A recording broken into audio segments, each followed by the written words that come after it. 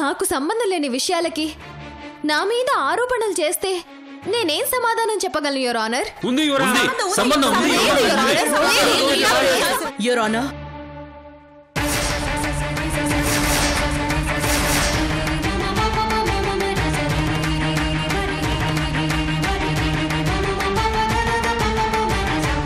మా వాళ్లంతా ఆరోపిస్తున్నట్టుగా నన్నెవరూ ఏమీ చేయలేదు.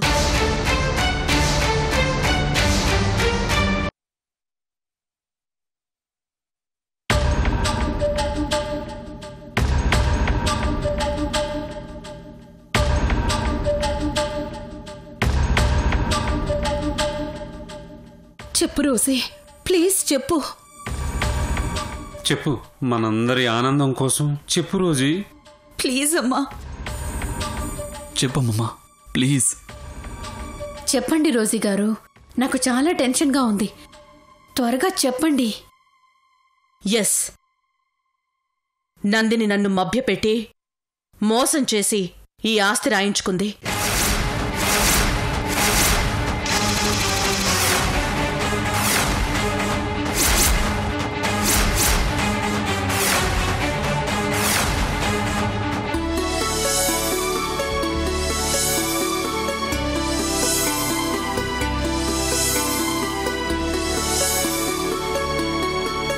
కానీ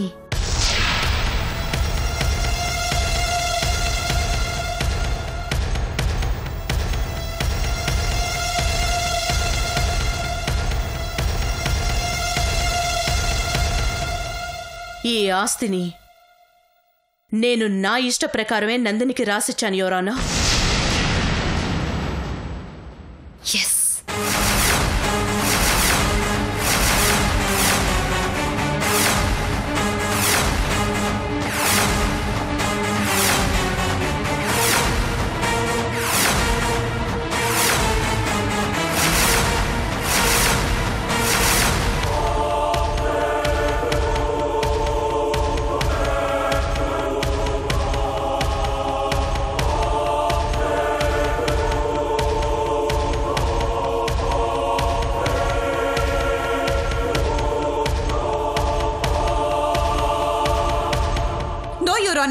మా అమ్మ అబద్ధం చెప్తుంది. తన్నెవరో బెదిరించారు.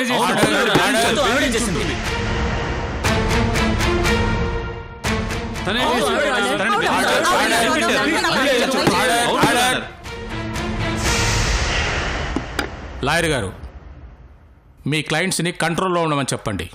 ఇది కోర్టు. చలసాని గారు, లక్ష్మి గారు, మీరిలా అరిస్తే జడ్జి గారికి కోపం వచ్చి మిమ్మల్ని బయటికి పంపించేస్తారు. తర్వాత మనం ఏం చేయలేం. ప్లీజ్ సైలెంట్గా కూర్చోండి. నేనున్నాను కదా, నేను చూసుకుంటాను. మమ్మల్ని objection your honour. Proceed. Your honour, మా క్లయింట్ ఆరోపించినట్టుగా రోజీ గారిని ఈ నందిని గారు బెదిరించి భయపెట్టారు.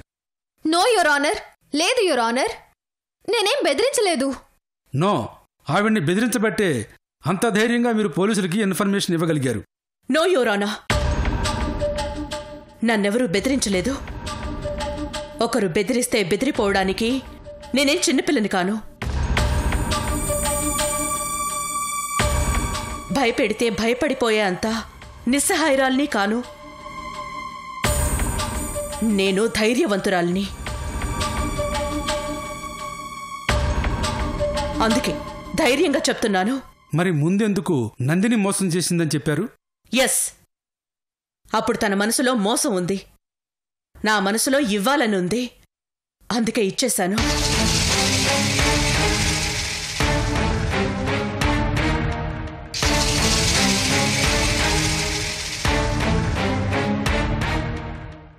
ఆస్తి కోసం నాతో ఒక్క మాట కూడా అనలేదు. తన మనసులో ఉద్దేశం ఏంటో నాకు తెలీదు. యోరానా,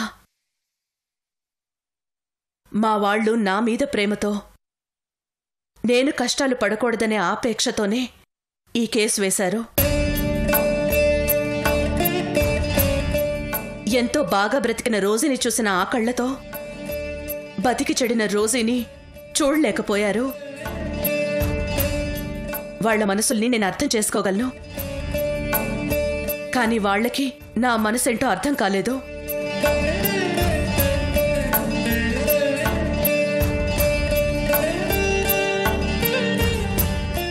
నేనిప్పుడు రాకుండా ఉంటే కొన్ని రోజులకి ఈ కేసు కొట్టేస్తారు. అయినా నేనిప్పుడు ఎందుకొచ్చాను అంటే, ఈ కేసు కొట్టేసిన తర్వాత నా వాళ్ళంతా ఊరికే ఉండరు, మళ్ళీ కేసు వేస్తారు. అది కొట్టేసినా ఇంకొకటి వేస్తారు. అలా కేసు తర్వాత కేసు వేస్తూనే ఉంటారు. కేసు వేసిన ప్రతిసారి నాకు నోటీసులు వస్తూనే ఉంటాయి.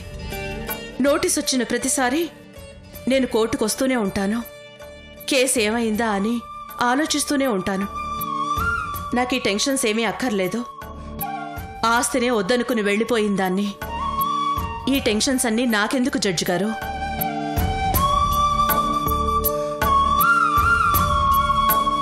ప్రస్తుతం నాకు కావాల్సింది నా మనవరాలి జీవితం. నేను తనతో హ్యాపీగా గడపడం, అది చాలు నాకు. ఇంకేమీ వద్దు. అందుకే వచ్చాను జడ్జి గారు. ఈ కేసుకి ఇక్కడితో ముగింపు ఇవ్వాలనే వచ్చాను.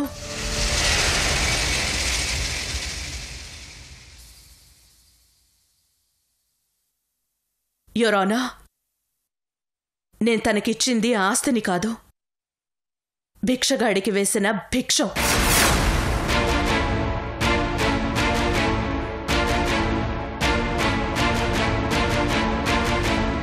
ఒక్కసారి చేయి కడిగేశాక మళ్ళీ ఆ చేతిని కంచంలో పెట్టటం చాలా నీచంగా ఉంటుంది. నాకింకా ఎంగిలి భోజనం వద్దు యువరానా.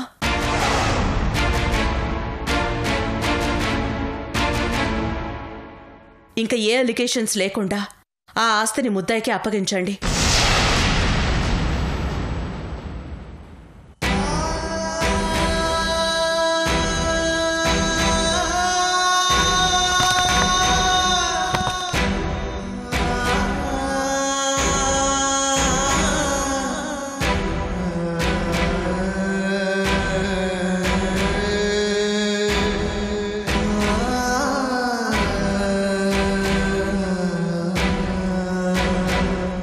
ఈ కేసులో ముద్దాయి మీద ఆరోపించబడిన నేరంలో వాస్తవం లేదని సాక్ష్యాలు నిరూపించనందువల్ల ముద్దాయిని నిర్దోషిగా భావించడమైనది. నిరాధారమైన ఈ కేసును కొట్టివేయడమైనది.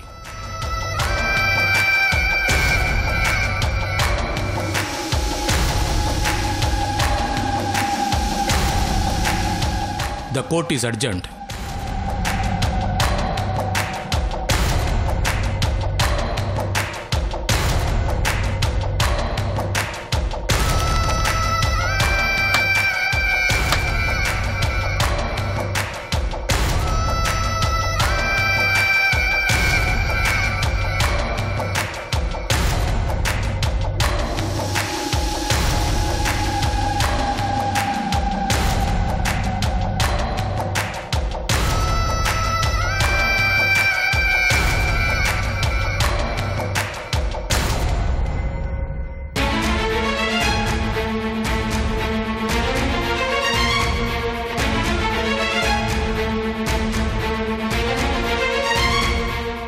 రోజీ, అమ్మా, అజీ, రోజీ, గ్రానీ ఎక్కడ? రోజీ, అమ్మా, గ్రానీ, అమ్మమ్మ, అమ్మా, Rosie, granny, Rosie, granny, Rosie, granny.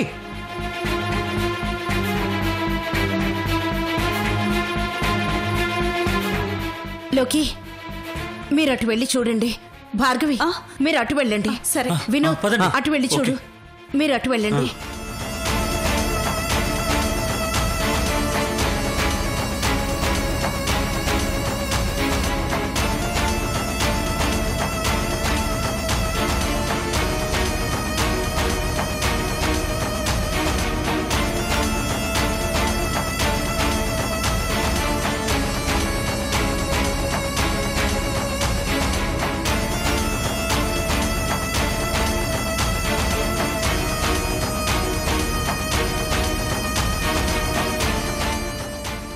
ఏంటి భార్గవి, రోజీ కనబడిందా? అమ్మ ఎక్కడా కనపడట్లేదంటే. లేదజ్జీ, నాకు కనిపించలేదజ్జీ. ఏంటి లక్ష్మి, రోజు ఎక్కడికి వెళ్ళి ఉంటుంది? అమ్మమ్మ ఇలా వచ్చి అలా వెళ్ళిపోయింది ఏంటి? అమ్మమ్మ ఎక్కడికి వెళ్ళిందా లేదా మళ్ళీ వెళ్ళిపోయిందా? అంటే అమ్మ కేవలం ఆస్తి నందినికి ఇచ్చెళ్ళడానికే వచ్చిందా? ఇన్ని రోజుల తర్వాత కనిపించింది. ఇంకా కళ్ళ ముందే ఉంటుంది కదా అనుకుంటే ఇలా వెళ్ళిపోయిందేంటి? చాలా ఆశపడ్డాను భార్గవి, ఎన్నో మాట్లాడాలని ఆశపడ్డాను. అందుబాటులో ఉన్న దాని మీద కంటే అందకుండా పోయిన దాని మీద ఆశ ఎక్కువ ఉంటుందంట. తను మన దగ్గరే ఉన్నప్పుడు ఎప్పుడూ గొడవలు పడ్డాం, కానీ ఇప్పుడు దూరం అయ్యాక ఒక్కసారి మాట్లాడడానికి కూడా కుదరలేదు. లక్ష్మి గారు,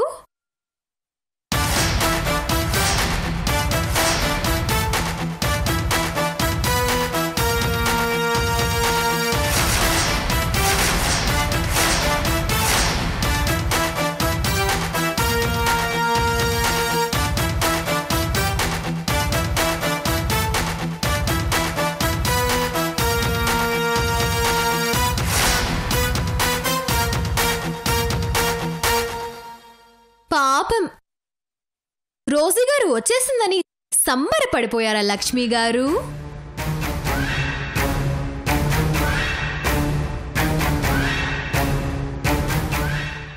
ఆవిడ వచ్చేస్తే ఆస్తి కూడా వచ్చేస్తుందని ఆనందపడ్డారా?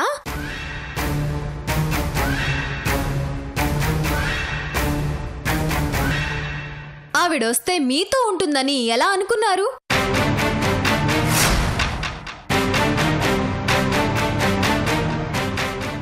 ఆస్తిని నా నుంచి లాక్కుంటుందని ఎలా ఆశపడ్డారు?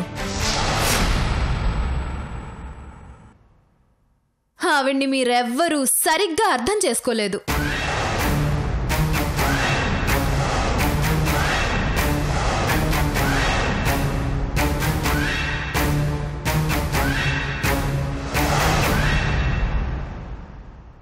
ఈ లక్ష్మి గారు పాపం చిన్ననాటి స్నేహితురాలు, ప్యూర్ లేడీ బ్యాచులర్.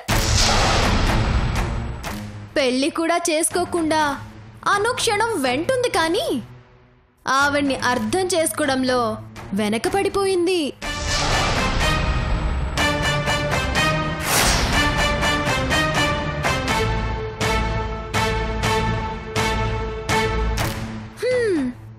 ఈయన స్వయాన భర్త, పైగా లవరు. ఆవిడ బాగోగులు చూసుకునే సగభాగం.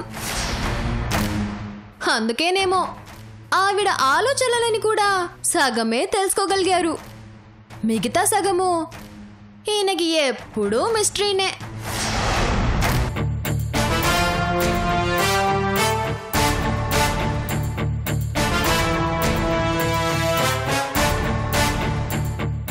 అమ్మ పాలు తాగి పెరిగావు గాని అమ్మతో ఏ విషయాల్లోనూ పాలు పంచుకోలేకపోయావు. అమ్మ మనసేంటో తెలుసుకోలేకపోయావు కదూ?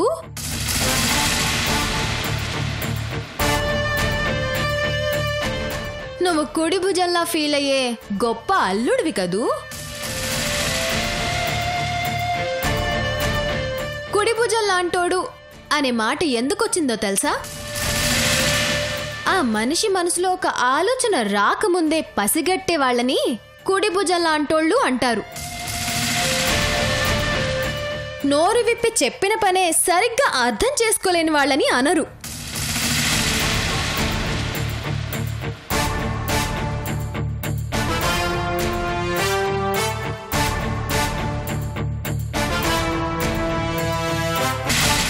మనవడు అంటే మనవాడు అయితే సరిపోదు, మనసులోని వాడై ఉండాలి. మీరందరూ ఓన్లీ ఆవిడికి సొంత వాళ్ళు మాత్రమే, కానీ నేను ఆవిడ మనసుని శాంతం తెలుసుకున్నదాన్ని.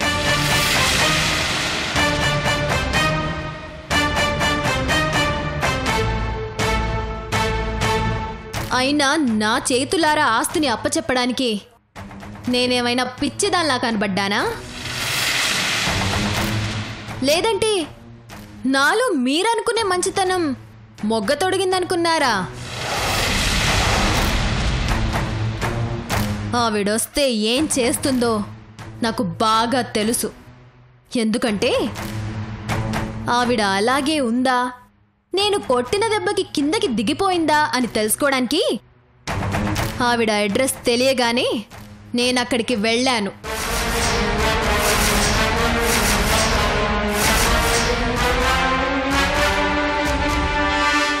ఆవిడ్ని చెక్ చేశాను. ఆవిడ క్యారెక్టర్లో ఏ మార్పు రాలేదని కన్ఫర్మ్ చేసుకున్నాను. ఆ తర్వాత పోలీసుల దగ్గరికి వెళ్ళి అడ్రస్ చెప్పాను. ఆవిడెక్కడికి వచ్చి ఆస్తి తీసుకోదని అర్థం చేసుకున్నాను కనుకే కోర్టుకి రానిచ్చాను. ఇప్పుడు అఫీషియల్గా అధికారికంగా ఆస్తిని దక్కించుకున్నాను.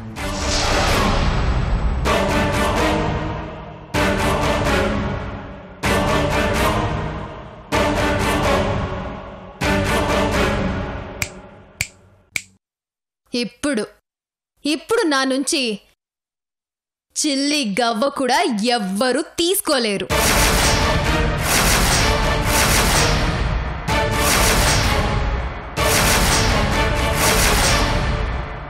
ఎవ్వరికి ఇందులో వాటా లేదు. ఇక నుంచి ఈ వ్యాపార సామ్రాజ్యం నందిని పేరుతోనే ఉంటుంది. Rosie group of industries Nandini group of industries గా మారిపోతుంది.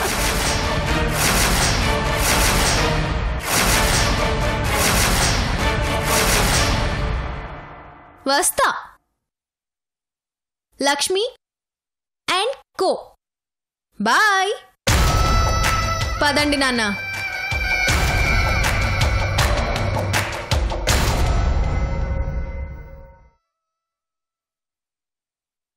ఇంతకీ అమ్మ ఎక్కడికి వెళ్ళుంటుంది నాన్న? అదే అర్థం కావట్లేదమ్మా. రోజీ ఎక్కడికి వెళ్ళొచ్చు అల్సాని గారు? ఖచ్చితంగా తనింటి దగ్గరికి వెళ్ళుంటుంది. పదండి, అక్కడికే వెళ్దాం. పదండి.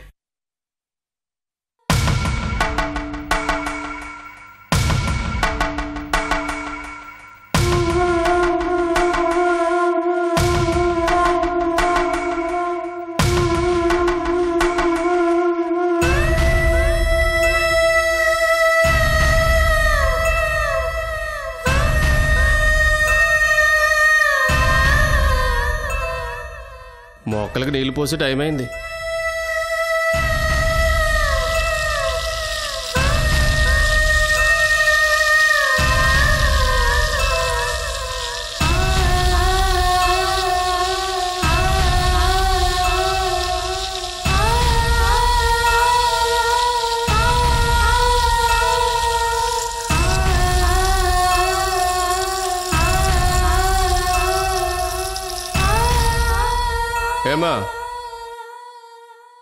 ఏమా, ఎవరు నువ్వు? ఏం చేస్తున్నావు ఇక్కడ?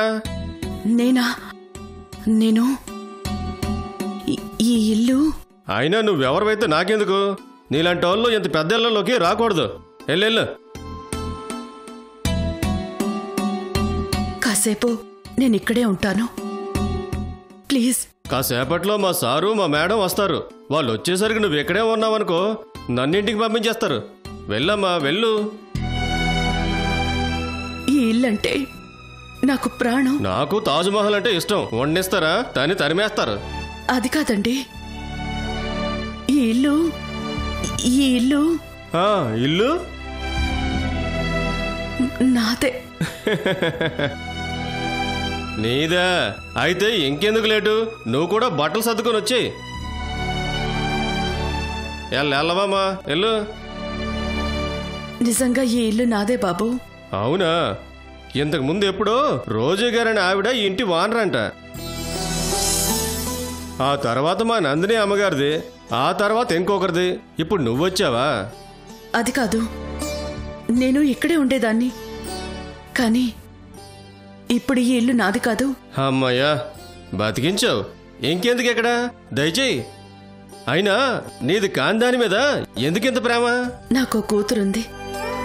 దానికి పెళ్ళై పుట్టింటి నుంచి అత్తారింటికి వెళ్ళి ఇంటి పేరు మార్చేసుకుంది. ఇంటి పేరు మారిపోయింది కదా అని కూతురి మీద, ఇంటి మీద పేరు మారిపోయింది కదా అని ఆ ఇంటి మీద ప్రేమను చంపుకోలేము కదా. చూడు, నువ్వు మాట్లాడేదేంటో నాకు అర్థం కావట్లేదు. ఈ ఇంట్లో మొక్కలకి నీళ్లు కొట్టే ఉద్యోగం కావాలంటే మా సార్ని అడిగి నీకు ఇప్పిస్తాను. నువ్వు ఇల్లే కావాలంటే పోలీస్ కంప్లైంట్ ఇస్తాను, మర్యాదగా వెళ్ళు. ఇదిగో నీకేనమ్మా చెప్పేది, ముందు ఎక్కడి నుంచి వెళ్ళు.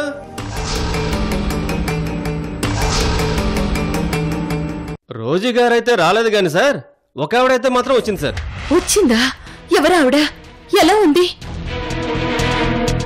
ఈవిడ్లే కాదండి, ఈవిడే.